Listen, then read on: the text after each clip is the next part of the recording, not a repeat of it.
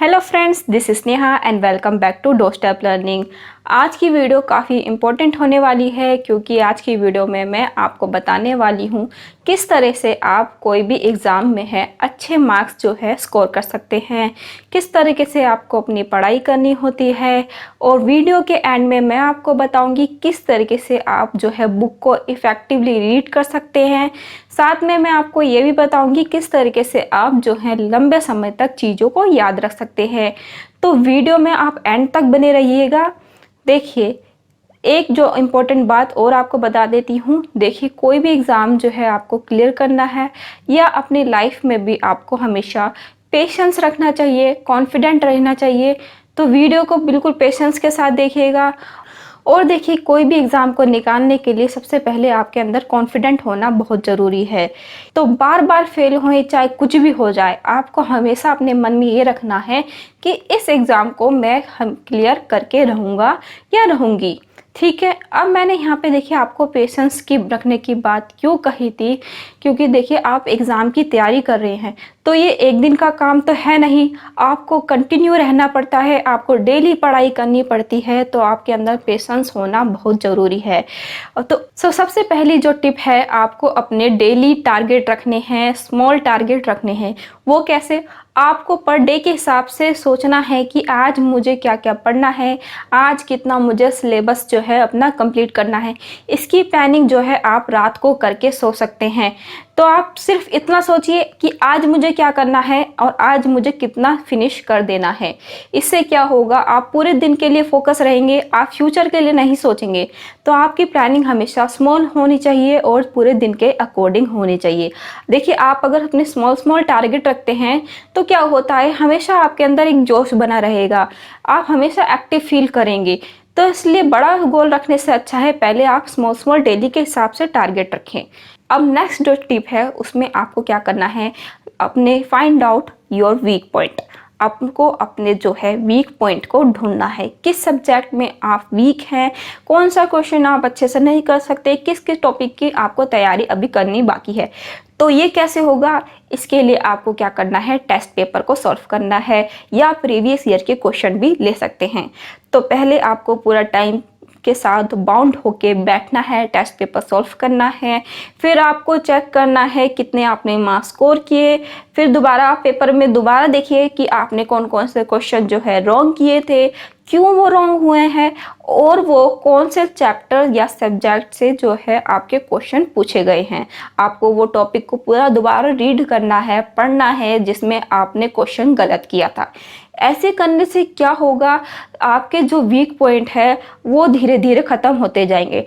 Like कोई wall है, कोई दीवार है, उसमें क्रैक पड़ जाते हैं तो हम क्या करते हैं, उसको सीमेंट से भरते हैं।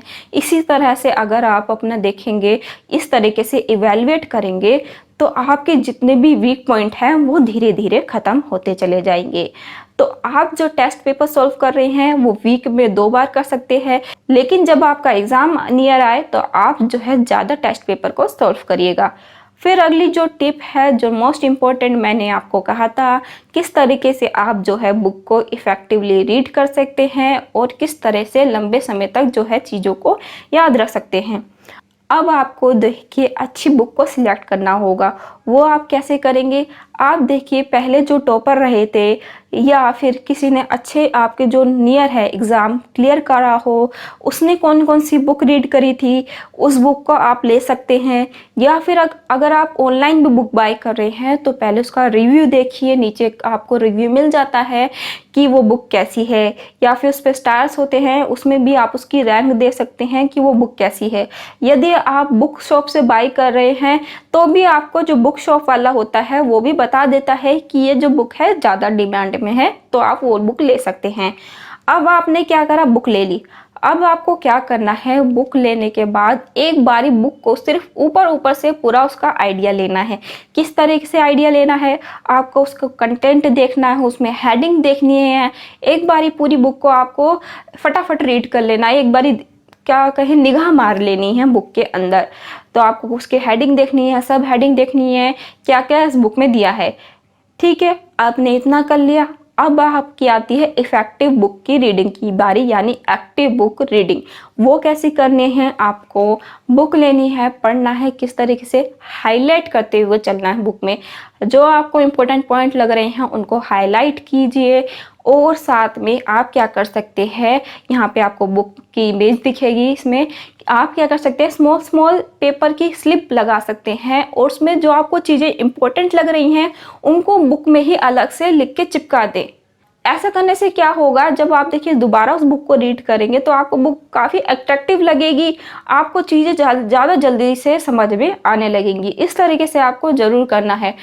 इन टिप को ट्राई जरूर करके देखिएगा, फिर आप मुझे बताइएगा कितना इस टिप्स ने आपके ऊपर असर करा, किस तरीके से आपकी जो लर्निंग है पावर वो इम्प्रूव हुई है। फिर देखिए आपने क्या करा, बुक को हाईलाइट कर लिया है, उस पर स्मॉल आपने स्लिप लगा के लिख लिए है इंपॉर्टेंट चीज़ों को। आप उसमें से अलग से भी छोटी सी एक नोटबुक लिख सकते हैं, उसमें से आप जितने भी इम्पोर्टेंट पॉइंट है, एग्जाम्पल्स हैं, कोई एक्स्ट्रा चीज़ आपको ऐड करनी है वो लिख सकते हैं। ठीक है, आपने इतना कर लिया। अब आपको क्या करना है, आपकी बुक रीडिंग हो चुकी है, इस तरीके से आप अपनी बुक रीड करनी है। अब आती है लास्ट पॉइंट की बात कि आप चीज़ों को लंबे समय तक कैसे याद कर सकते हैं। देखिए हमारा जो माइंड है किन कॉन्सेप्ट पे काम करता है। आप किसी चीज़ को पढ़ा है, फिर आप उसके बारे में सुनिए, उसको देखिए, तो आपकी चीज़ें जो है लंबे समय तक याद रहेंगी। कैसे, आपने देखिए पहले बुक रीड कर ली, फिर आप क्या कर सकते हैं, बुक में जो टॉपिक दिए हैं उनके ऊपर आप वीडियो देख सकते हैं। वीडियो देखने से जो है आप जितना भी आपने पढ़ा है वो आपको और अच्छे से याद हो जाएगा। अब आपने उस टॉपिक के ऊपर वीडियो देख ली, अब आपको क्या करना है, आप उसके ऊपर चार्ट बना सकते हैं, टॉपिक के ऊपर डायग्राम बना सकते हैं, तो आपको ये पिक्टोरियल फॉर्म में हो जाएगा जो ज़्यादा और इफ़ेक्टिव लगेगा। फिर आपको क्या करना है, देखिए आपने इतना कर लिया, जो आपने पढ़ा है उसको, वो टॉपिक को किसी को पढ़ा दीजिए।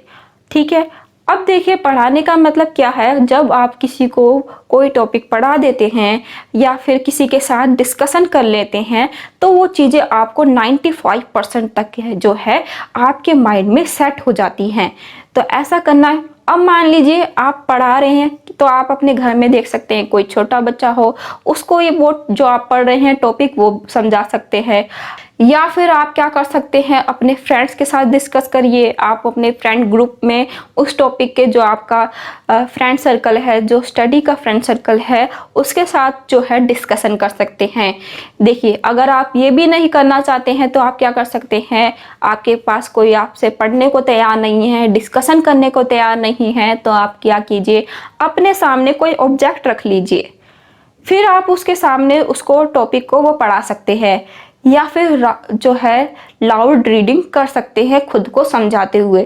ऐसा करने से आपको जो चीज़ें हैं बिल्कुल आपके माइंड में सेट हो जाएंगी। मैंने आपको टीचिंग करने के लिए क्यों कहा है, किसी को पढ़ाने के लिए क्यों कहा है, फॉर एग्जाम्पल आप कोई न्यूज़ सुनते हैं और वो न्यूज़ आपको लगता है मुझे और किसी को बतानी है, आप अपने फैमिली मेम्बर में किसी को बताते हैं वो न्यूज़ के बारे में, या किसी फ्रेंड सर्कल से बताते हैं, वो शेयर करते हैं, तो आपको क्या होता है, वो चीज़ है जो न्यूज़ आपने सुनी थी वो लंबे समय तक याद रह जाती है। इसी तरीके का कॉन्सेप्ट जो है आपकी पढ़ाई में भी अप्लाई होता है।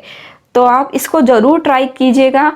और देखिए लास्ट में मोस्ट इम्पॉर्टेंट बात, आपको क्या करना है, इतना सब आपने कर लिया, फिर उसका टाइम टू टाइम जो है आप जो पढ़ रहे हैं उसका रिवीजन ज़रूर करें। ठीक है, और देखिए आप जब रिवीजन करने बैठेंगे तो आपको रिवीजन करने में काफ़ी आसान होगी, क्योंकि आपने देखिए पहले ही इतना सब कुछ कर लिया है। तो आप अगर देखिए दोबारा रिवीजन करने बैठेंगे तो आपका टाइम भी कम लगेगा और मेहनत भी कम लगेगी। तो आपको रिवीजन करना बहुत ज़रूरी होता है कोई भी एग्ज़ाम को क्लियर करने के लिए।